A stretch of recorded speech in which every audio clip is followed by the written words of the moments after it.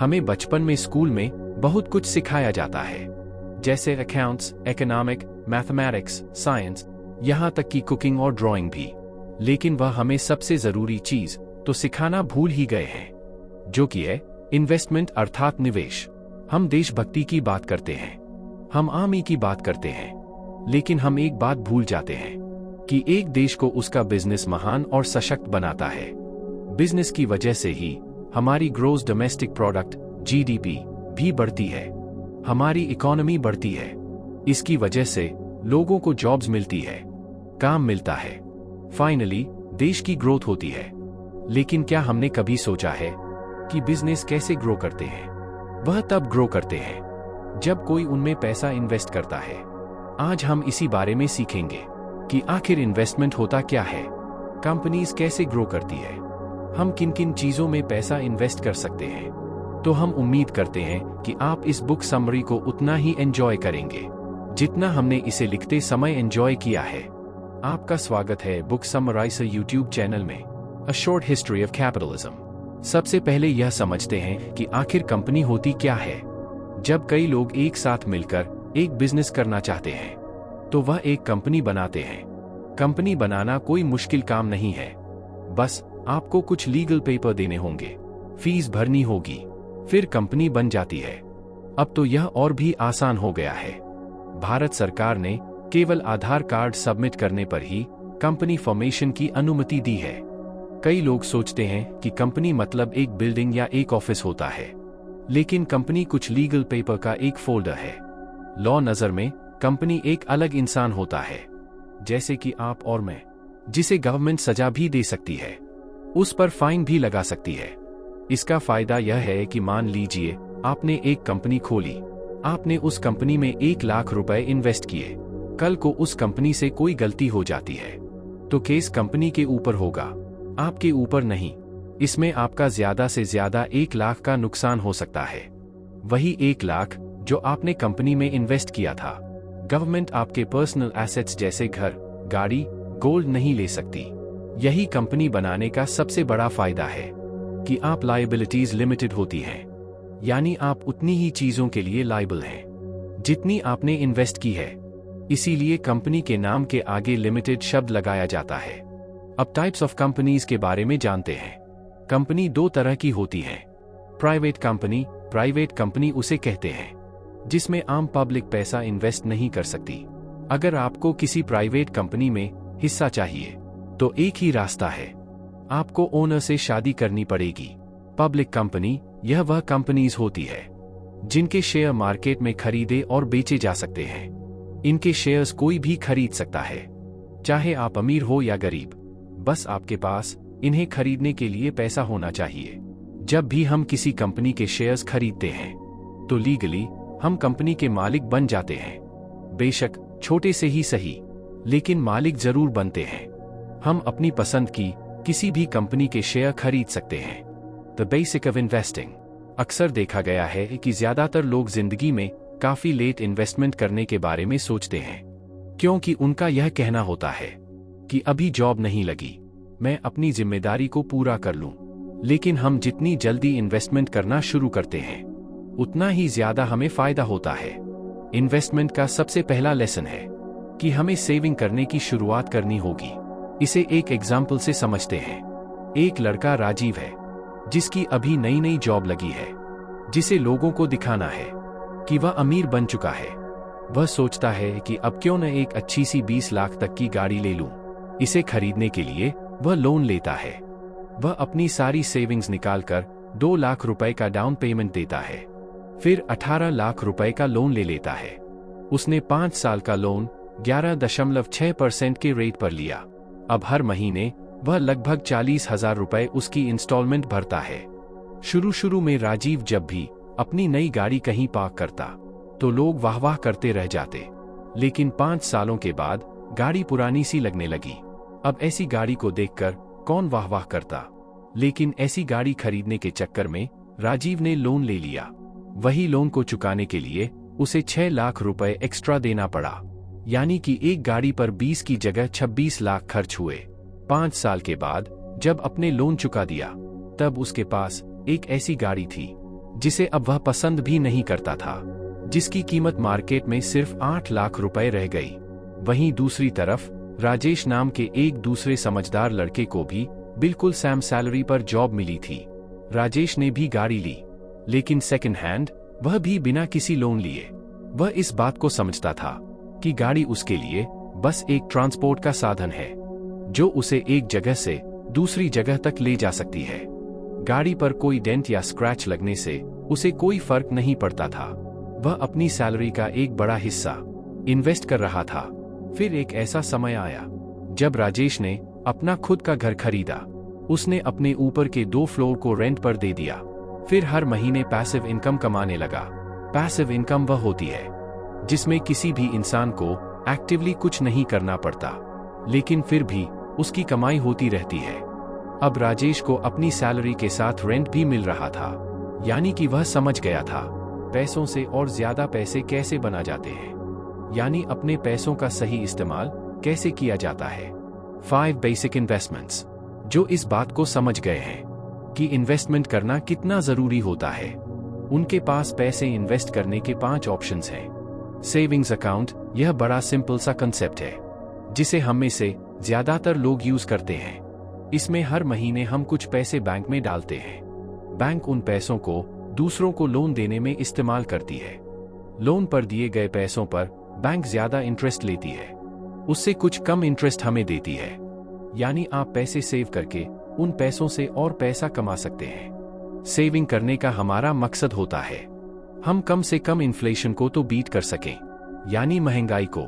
इसे एक एग्जाम्पल से समझते हैं। मान लीजिए कि आज आपने बैंक में 6% के हिसाब से 100 रुपए जमा किए। 1 साल के बाद आपको 106 रुपए मिलेंगे, यानी 6 रुपए इंटरेस्ट के रूप में। लेकिन बदकिस्मती से उस साल इन्फ्लेशन भी 6% ही था, यानी जो सामान आप पहले 100 रुपए में खरीदे थे, आज वही सामान आपको 106 रुपए में मिलेगा। इसका मतलब यह है कि आपका रियल रिटर्न तो 0% हुआ, यानी आपका पैसा आपके लिए कुछ नहीं कमा सका। इन्वेस्टमेंट इन कलेक्टिबल, इसका मतलब यह होता है किसी ऐसी कोई चीज खरीदना जिसके लिए फ्यूचर में लोग हमें ज्यादा पैसे देने के लिए तैयार हो जाएं। एग्जाम्पल के लिए पुराने सिक्के, कोई एंटिक आइटम्स, कोई यूनिक पेंटिंग एटसेट्रा। जब हम इन चीजों में इन्वेस्ट करते हैं तो हम सोचते हैं आने वाले समय में यह लोगों को ज्यादा अपील करेगी, जैसे मोनालिसा की पेंटिंग। लोग हमें उसके लिए ज्यादा पैसे देंगे। लेकिन इसका सबसे बड़ा नुकसान यह है, हो सकता है कि यह सामान टूट जाए, जल जाए या चोरी हो जाए। ऐसी सिचुएशन में हमारी इन्वेस्टमेंट 0 हो सकती है।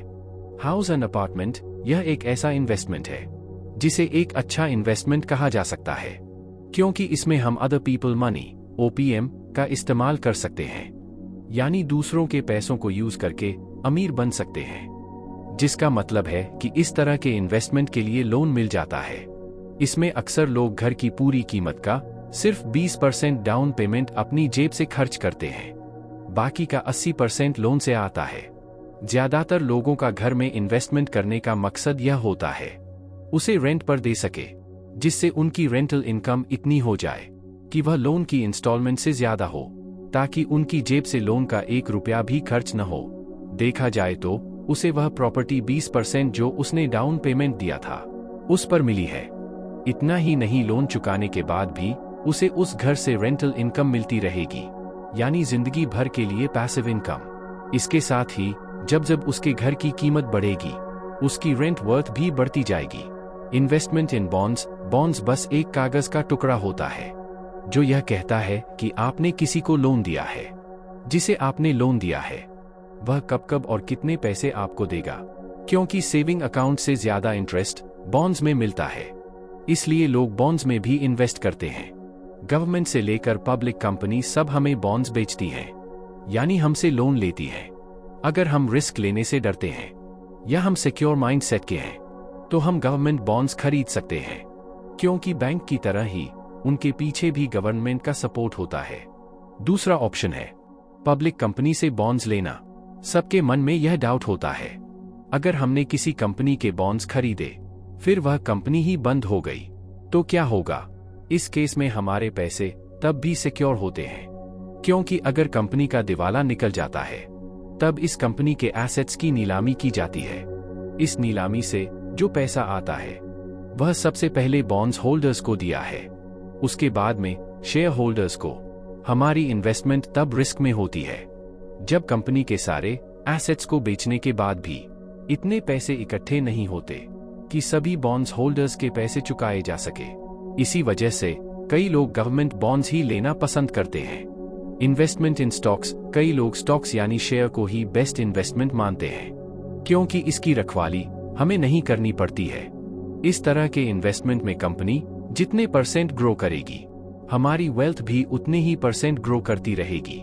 इसमें सबसे इंटरेस्टिंग बात तो यह है कि हमें उस कंपनी में कोई भी काम नहीं करना पड़ेगा। जो कंपनी के बॉन्ड होल्डर्स होते हैं यानी जिन्होंने कंपनी को लोन दिया है, उन्हें बस उतने ही पैसे दिए जाते हैं जितना उस बॉन्ड सर्टिफिकेट में लिखा होता है। फिर वह कंपनी आगे चलकर चाहे माइक्रोसॉफ्ट या रिलायंस ही क्यों न बन गई हो, लेकिन जो शेयर होल्डर्स होते हैं वह कंपनी की ग्रोथ का पूरा मजा उठाते हैं। यानी अगर कंपनी 20 गुना बढ़ेगी तो उनकी इन्वेस्टमेंट भी 20 गुना हो जाएगी। अगर हमें इन्वेस्ट करना शुरू करना है तो ऐसा नहीं है हमें करोड़पति होना होगा या लखपति होना होगा। आप 500 रुपए से भी इन्वेस्ट कर इसकी शुरुआत कर सकते हैं। स्टेट बैंक ऑफ इंडिया का आज का शेयर प्राइस 447 रुपए 65 पैसे चल रहा है। इसका मतलब है कि हम 447 रुपए 65 पैसे में ही स्टेट बैंक ऑफ इंडिया का कुछ हिस्सा खरीद सकते हैं। ऑथर कहते हैं कि अगर हम यह भी नहीं करना चाहते हैं तो हम किसी कंपनी को ट्रैक करना शुरू कर सकते हैं। फिर उसकी फाइनेंशियल स्टेटमेंट को पढ़कर यह इमेजिन कर सकते हैं कि हमने उसके शेयर खरीद लिए हैं। अब हमें यह देखना होगा क्या हम लॉन्ग टर्म में उस कंपनी को उतार चढ़ाव के बिहेवियर को प्रिडिक्ट कर पा रहे हैं या नहीं, यानी क्या हमारे इमेजिनरी शेयर की वैल्यू बढ़ी है या नहीं। जब हमें कुछ अंदाजा होने लगे तब हम सच में शेयर खरीदना शुरू कर सकते हैं। जब लोगों को शेयर्स में नुकसान होता है तो यह शेयर्स की गलती नहीं होती, बल्कि उसमें गलती शेयर खरीदने वाले की होती है। क्योंकि जितना वक्त हम एयर कंडीशनर को खरीदने में लगाते हैं उतना वक्त हम किसी कंपनी के शेयर खरीदने में नहीं लगाते हैं। जल्दबाजी में किसी कंपनी में इन्वेस्ट करना बहुत बड़ी बेवकूफी है। इन्वेस्टमेंट इन म्यूचुअल फंड्स, अगर हम खुद अपने पैसों को इन्वेस्ट करना नहीं चाहते तो ऑथर कहते हैं कि हम म्यूचुअल फंड्स में भी पैसा इन्वेस्ट कर सकते हैं। म्यूचुअल फंड में एक एक्सपर्ट होता है जिसे फंड मैनेजर कहा जाता है। इसका काम होता है मार्केट में अलग अलग कंपनी को स्टडी करना, यह देखना कि कौन सी कंपनी फ्यूचर में ग्रो कर सकती है। म्यूचुअल फंड्स में कई लोग पैसा इन्वेस्ट करते हैं। उदाहरण के लिए आपने 10,000 रुपए दिए, मैंने 20,000 रुपए दिए। अब फंड मैनेजर इन सारे पैसों को कई अलग अलग कंपनी में इन्वेस्ट कर देता है। अगर यह सारी कंपनियां ग्रो करती है तो ये सारा प्रॉफिट इन्वेस्टर्स को उनके लगाए गए पैसों के हिसाब से दे दिया जाएगा। इसी तरह अगर लॉस हुआ वह भी इन्वेस्टर्स को ही सहन करना पड़ेगा। अब क्योंकि फंड मैनेजर हमारे लिए काम करता है तो वह इसके लिए हमसे कमीशन लेता है, जिसे एक्सपेंसेस रेशियो कहा जाता है।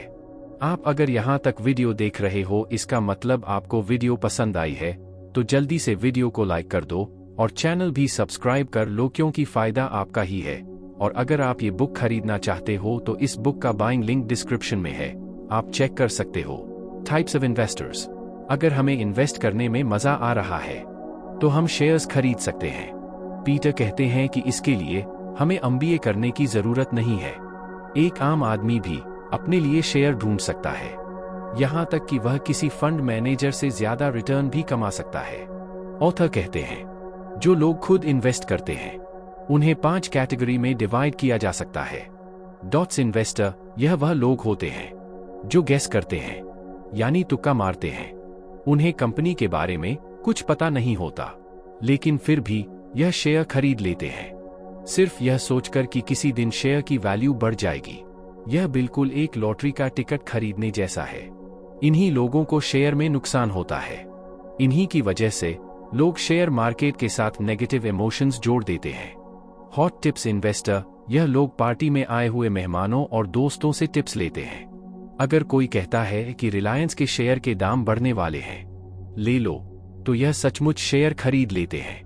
एजुकेटेड इन्वेस्टर, इसमें ये टीवी पर बोलने वाले लोगों की टिप्स को सुनते हैं। हालांकि यह पिछली दोनों कैटेगरी से कुछ बेहतर होते हैं, फिर भी इसमें गलत डिसीजन लेने का चांस ज्यादा होता है, क्योंकि लाखों लोग इन्हीं टिप्स को सुनकर शेयर खरीद लेते हैं, जिसकी वजह से किसी को भी फायदा नहीं होता।